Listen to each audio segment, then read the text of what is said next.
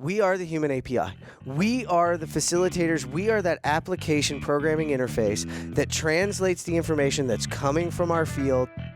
I have to make something that explains everything to all of them, but doesn't explain too much. At the end of the day, it is art because of how you're having to construct it. We're all playing the same game, and we can have that friendly coopetition, and we all just get better. These are the true stories of the shared pains facing designers, builders, inspectors, and operators on our quest to streamline collaboration in the digital age. Find out what happens when industry and technology stop playing nice and start getting real. We are the Construction Progress Coalition. And this is the Shared Pains Podcast. Welcome to the Construction Shared Pains Podcast. My name is Sasha Reed, and as your host, it's my role to help all of us gain new perspectives on the systemic changes necessary for design and construction to thrive in the digital age. Today, we focus our attention on those who are making an intentional investment in AEC innovation. Maybe this is like a 3-part series talking about the adoption, then the measurements, then the final one is, all right, you did all this, so are you successful or you're ready to pull your hair out? That's when the fatigue kind of sets in. Well, and also like inflection points, right? Like all of a sudden it doesn't happen, and then you look up and it's happened, overnight. Exactly. Okay, Nathan, who's representing our guest perspectives today? Sasha, this idea of balancing talk versus action to drive innovation stems from a conversation I had during the MCAA Technology Conference with two recognized thought leaders in the #ConstructionDorks community. And there, I'm Jeff Sample. I've been in the construction industry for about the last 4 to 5 years, running my course at a masonry subcontractor in Vail called Gallegos Corporation. One thing that makes Jeff a great thought leader is his broad industry background. I'm your classic IT nerd. I've got about 20 years of experience in the IT industry, but did a little bit of work in the ski resort business, hospitality, electronic medical records in the healthcare world, and then, did a little bit of time in software development. Jeff earned his podcast moniker, the Iron Man of IT. That is Rob McKinney. When I was a guest on the Contech crew, when it was the Contech Trio, episode 26 or 28. Actually, it was episode 23 back in 2016. Check the show notes for a link. When they found out I was an actual Iron Man, and we got to the end, and he was like, "You are an Iron Man of IT." Jeff decided to join the Contech crew in October of 2017. I've always been on the other side as a listener of podcasts, and to get on the other side of it and be on the medium, I really fell in love with it. As hard as it was for Jeff to leave Gallegos, I had a great run with them, but it was time for me to spread my wings and do something else. Recently, Jeff joined our friends over at ESUB, where he can now balance talking the talk as a co-host on the Contech Crew podcast with walking the walk as director of strategic accounts for ESUB. Next to Jeff is Travis Voss. I'm the technology manager for Mechanical Inc., known on Twitter as Powerlift Nerd. I came in the industry because Brian Helm, who's the president-elect of the MCA as a whole, and was the technology chair for their committee, him and my boss, they like to say we like to be on the bleeding edge of things. We want to be out in front, so they needed a person. Travis's role at Mechanical Inc. has really come to define what a construction technologist is in this industry. It couldn't be some PM's job to look at various technologies or what was going on in the industry. So they hired me in. My background is in software development. My tech stack was a very heavy Microsoft tech stack, so ASP.NET, SQL Server. I haven't written probably a line of code in 4 or 5 years now, it seems like. But so it's my job to bring in the Rico, push the buttons on it, try it on a couple of apps. So I get the initial knowledge there. I'm not the subject matter expert. Our last guest has mastered the art of using words to generate action. Please welcome. My name is Nick Tillford. I am a BIM VDC coordinator for the largest fabricator in the United States. My background is in structural steel detailing. I have approximately 11 years in the industry. Nick faces innovation barriers both at the project level. I actually got pretty much accosted by a GC BIM team because they're like, hey, we're having a lot of issues because your submittals are in IFC format, and that's not really jiving well with our Revit. And unlike Travis, he also faces it internally at the leadership level. Have you presented at any of the conferences before? No. Always wanted to, where they give me like this attitude, specifically my boss, because I was like, hey, there's a way for me to get a free night and a free entry into the conference. Yeah, well, you'd have to get clearance through. And I'm just like, wow, talk about a buy-in. Nick gets this. Nick is understanding it. Nick is investing and sometimes paying his own way to go to conferences to be that more advanced technology professional to assist the company, but they don't get it, so he feels unsupported. He comes from an entrepreneurial background, went to school to study entrepreneurialism, so he understands this stuff. Yeah. It's a matter of how does he get the forums to start to have these conversations shared in a more of an open space. So I was so happy that you guys were able to talk and we could do an episode with him. CPC wishes to thank both ESUB and Mechanical Inc. for their continued support. And thank you, Sasha, for reconnecting me with Nick. Isn't he an interesting guy? Oh, fascinating. The process is fairly simple. Digest, debate, decide, and deliver. First, we'll digest the core components of innovation before we debate the competencies required to bring them to life. Ultimately, the decision is yours. How do you strike the balance between talk and action to deliver a competitive advantage? We sound like we know what we're doing. I swear to God, last episode I listened to like 4 times because the engineering quality was so good. The intro, outros, your editing and putting it together was so enjoyable. The final touch stuff is all Dan. Yeah, put some time into that one, took some feedback and played it through the speakers and everything. And I think I played through it like 6 times. Really does make a difference. Appreciate it. And yeah, we're all investing. Let's dive into the digest section. This idea of just talking versus taking action. I mean, I got to ask a question. I know you're in the seat, but how do you guys balance that? I struggle with that, and I actually vocalize this with JB Knowledge a lot. I vocalize it with James quite a bit, and Kelly about how do you stay relevant and balance that piece? Because you want to be out there, but like you said, you can't lose your relevancy.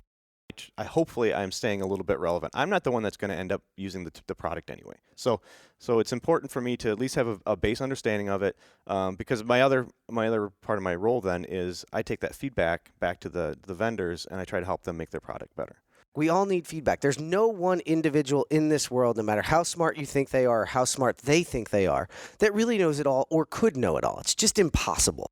As a society, we've kind of lost this ability to debate ideas and just have conversations. One of the lines in Dogma is, don't have beliefs, have ideas. Ideas are much easier to change than beliefs, and it's really true. You can't hold on to anything with that death of a grip. And you're right, we've lost the ability to constructively debate and not take it personally. In this industry, one of the hardest things to be is vulnerable. And for a designer to come to a tradesman and go, hey, I need your help with something, is like something out of a horror book for an architect. But it's like the voice of God to a subtrade, because it's like, the design company cares what I think. And even for a GC to care what my opinion is still like shocking. We all want to get better. We realize that there's a massive gap. Brett and I were talking about the whole tech debt that exists. We're not going to overcome that as a company, as an individual company. One software company is not going to overcome that. Like it's the whole open source mentality and everything like that. Like, yeah, it's going to make me better. It's going to make my competitors better. But the people that don't adopt, it's going to raise all those people up in the same level. We're all playing the same game, and we can have that friendly coopetition, and we all just get better. So when it comes to this concept of coopetition, what's the balance between transparency and intellectual property? Goes back to the last episode, right? Of like, you brought up the conundrum of kind of incentive for this open integration and kind of what all these different sides need. And that, even Nick talks about it. As a detailer, I'm making a model that makes drawings, that makes piecemeal drawings and general arrangement drawings for both the design team, my shop, and my field. What little we can claim as intellectual property is in our model structure. So if I give it to you in Revit, why not you just do it in Revit and then turn over the model to me and say, hey, dumb steel guy, make this for me. But that's not what you do. So there's a reason behind that. Autodesk created the IFC format. So I don't know what you're complaining about. A lot of firms don't allow you to talk like that because when you're in the room, you're not Nick, you're whoever your employer is or whoever holds the, the purse strings. So you can't say, yeah, I'll help you out. They're like, no, we never promised them that. And that costs money. There are millions and millions of dollars being allocated to this kind of file structure. So the moment that someone says, oh no, you could do this for me. And I go, yeah, not for free. And just because you arbitrarily make it general in your contract doesn't mean I'm obliged to provide it to you that way just because you say so. And that's where people get really frustrated with BIM because that's rework, right? And they go, well, at what point is there not a return on investment? And it's true. In this industry, it's not hard to be a good person. It's hard to be a lucratively nice person. Yeah, everything's bound by contractual agreement. And so you can only go so far, but you really try to go above that. The one thing that we keep hearing is like this construction is some strange outlier. We're not.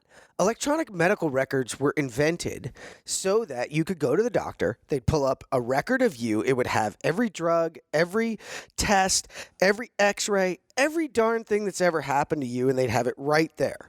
And they have trillions of dollars beyond us and far better technology than we've had before.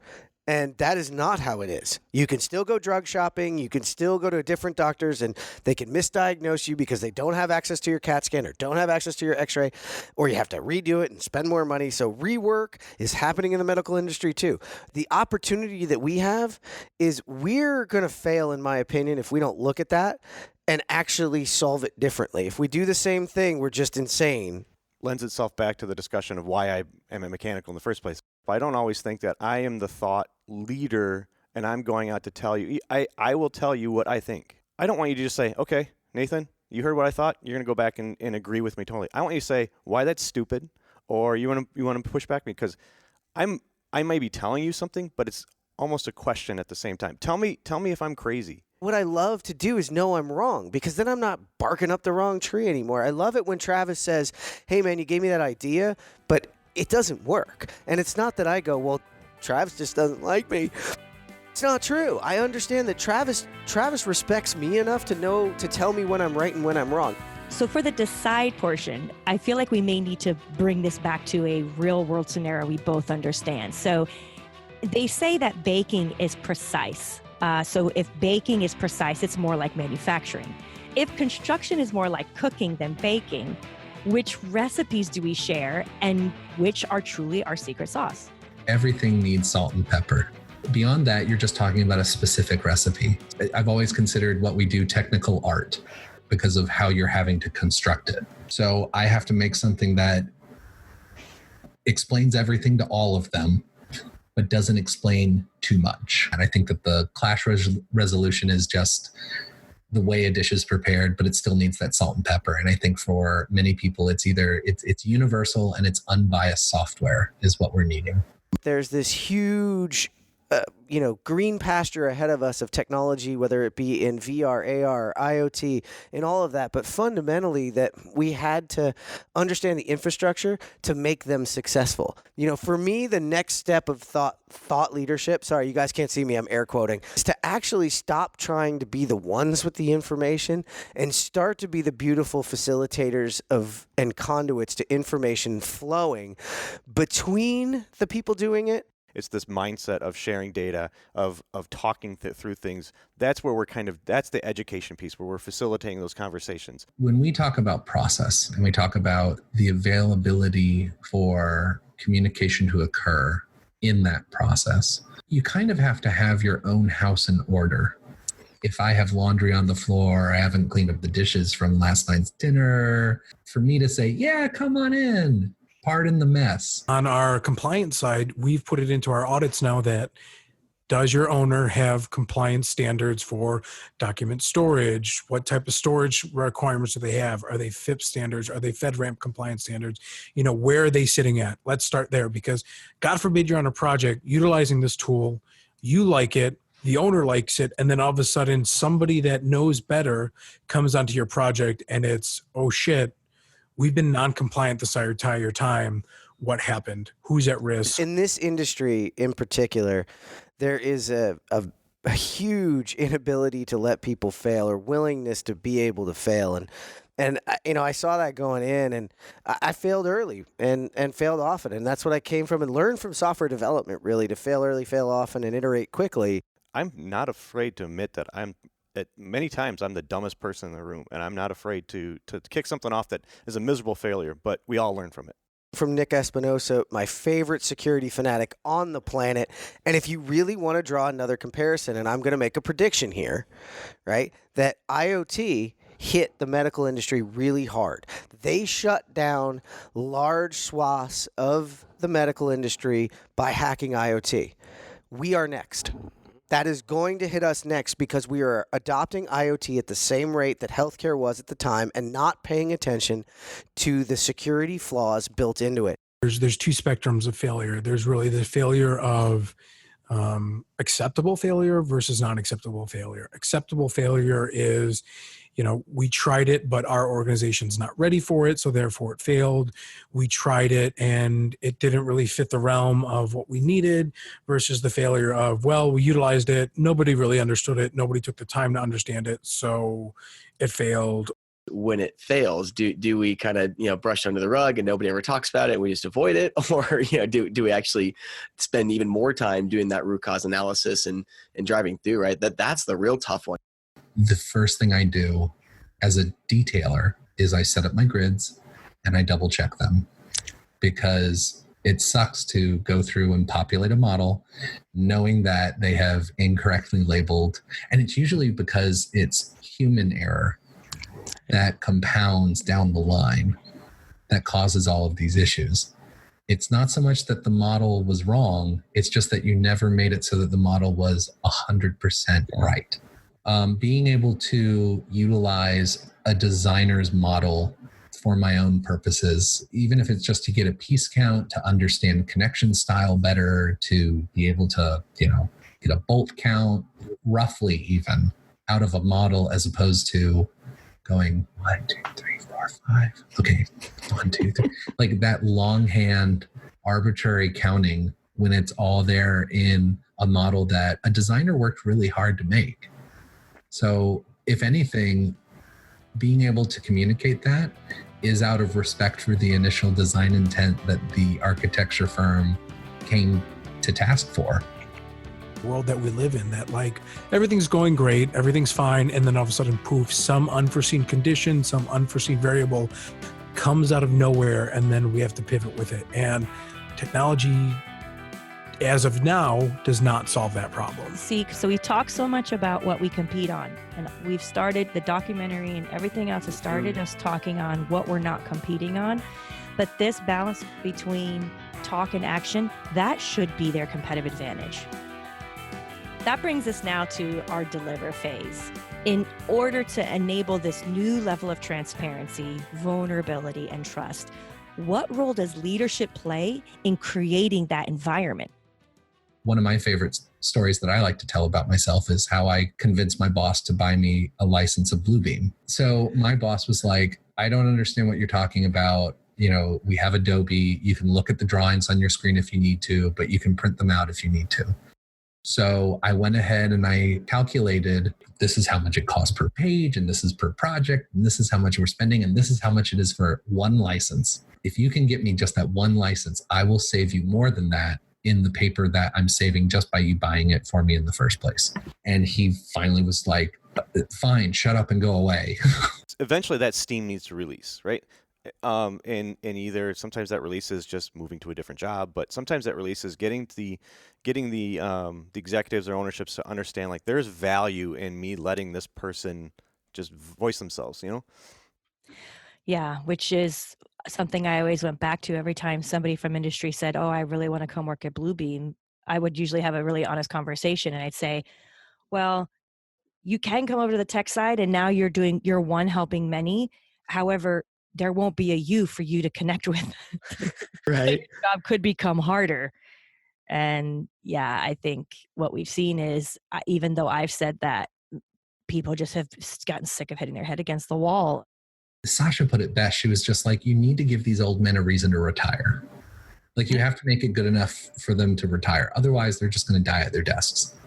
So, I mean, it's horrible, but I mean, like, that's where we're at. And it's like, Bro, I'm not asking you to put on 3D goggles. I'm asking you to buy me 3D goggles because I'll actually use them. Yeah, I can't say that I could have probably landed in a better place for this kind of position to bloom out of. Like I've got the perfect executive team that supports me in doing that. And there's just something in our personality, in our DNA, in the company's DNA that we work for that says, okay, I think I've got this thing. I've proven it out with my friends. I'm going to share it with the world. If you haven't figured out what all the answers to this are, or if you have and you don't want to talk about it and promote yourself as that company to potential project owners and peers, then what are you doing? If I don't put myself out there like that, I don't get to have these conversations. I like to do with my presentations, I like to wrap up early. I want to have conversations. I want to have debates because then I get to learn too. And that's the only way we're going to get any better. We are the human API. We are the facilitators. We are that application programming interface that translates the information that's coming from our field and coming from the people doing the work, and we are passing it off to those that are designing the products to solve to make the solutions.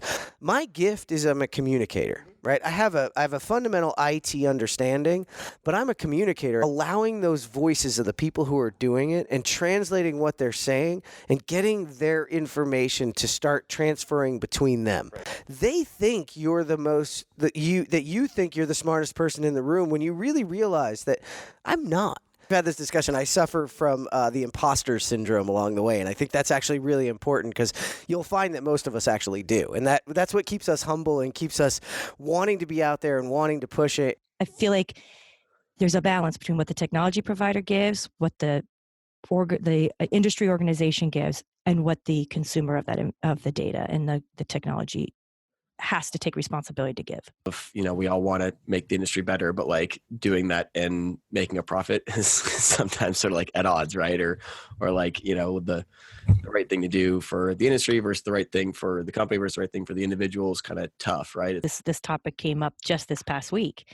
And I'm super new at Procore. So I'm just like listening a lot, observing, but as I uncover all the work that .org is doing with Procore, it's a ton of action. And it's a ton of action that's directly related to overhead. This is not related to driving revenue. So they've made an investment in putting their money where their mouth is through resources to create partnerships with a higher education to improve the curriculum of what's being taught in schools. Now looking at the trade unions, they have a very altruistic mindset about it because they're realistic about the leap that the industry's making. And the only way we'll be successful is to raise the tide for all. It'll be, very interesting to see what the future of kind of these thought leadership in these conferences, because there's obviously a need for it. But, how do people even know which ones are the right ones to go to? And do they really know what they want to get out of it? That's why what Bluebeam is doing and Procore is doing, and I'm sure others are doing, I'm just naive to it, to partner with the unions to actually create accredited courses in how to become upskilled and how succession planning is a part of this whole conversation, because it shows that leadership identifies the need for those who understand the things the leaders don't understand, and creating a space and path for them as part of that evolution of the business to continue forward, rather than what we know construction typically is, which is if it ain't broke, don't fix it. Yeah, because I think the whole thing with machine learning and AI is about finding the unknown unknowns. Like let everything be captured to see what correlations you find. Oh, exactly. It's so different than the way we've always measured in this industry. But that comes with open communication and being vulnerable. If you want to be a part of the larger conversation around how we're going to push the industry forward, start doing it. Just start doing that work at your firm. And then when the technology companies create a platform and a forum for the conversation, start reporting on what you're doing well and what you're not doing well. Being able to communicate with both an electrician and, gray water and, HVAC, being able to understand more of their problems with things that I would have never heard about otherwise has been such an eye-opener, where it actually helps me convey design intent to detailers earlier. If you're an AIA, if you're an AGC, if you're one of these organizations, what role do you play in all this conference stuff? Because they want to have their conferences too and want to say, Yeah. hey, we bring this value and we're truly agnostic. But if the if the technology conferences become just as agnostic as well. Right here we got all mechanicals, right? And so it's mechanicals that are competing in the coopetition going together. But on a bigger scale, when we can get GCs, specialties, supply chain, everybody's starting to have this conversation and bring their information together, we can make a difference. Yeah, and I think I feel like that's the part that has to come out in this conversation is we always talk about, shared perspectives and appreciation for shared perspectives. But this is where I feel like the technology companies really need to understand their audience in order to understand what their audience struggles with in order to, A, create technology that aligns with what they need, and B, sell to them. Yeah. That is the whole concept behind the Deloitte model of ecosystems. There's an overlap that is small enough to have shared value where each of your core competencies are enough to drive the business, but the overlap is where you bridge the gap for, rather than having to build it yourself, you partner for it. Well, and great example, we're partnering with Travis on an event later this year. Just head to constructiondorks.com and learn more about what they're doing in their event in partnership with CPC. The ecosystem of change and innovation within this industry is what I feel like CPC and the Shared Pains podcast is doing. We're literally doing a Prezi. The roles are, pretty clearly defined, and what we should be doing is challenging each other to step up and bring more to the table. CPC wishes to thank Jeff, Travis, and Nick for sharing their innovation journey with us. On our next episode, we look at the role of measurement to influence progress in our industry. Help us increase digital literacy in design and construction by joining our growing list of technology and AEC supporters. Head to constructionprogress.org/membership to learn more. And thank you for listening to the Construction Share Pains podcast. We look forward to joining you here next time.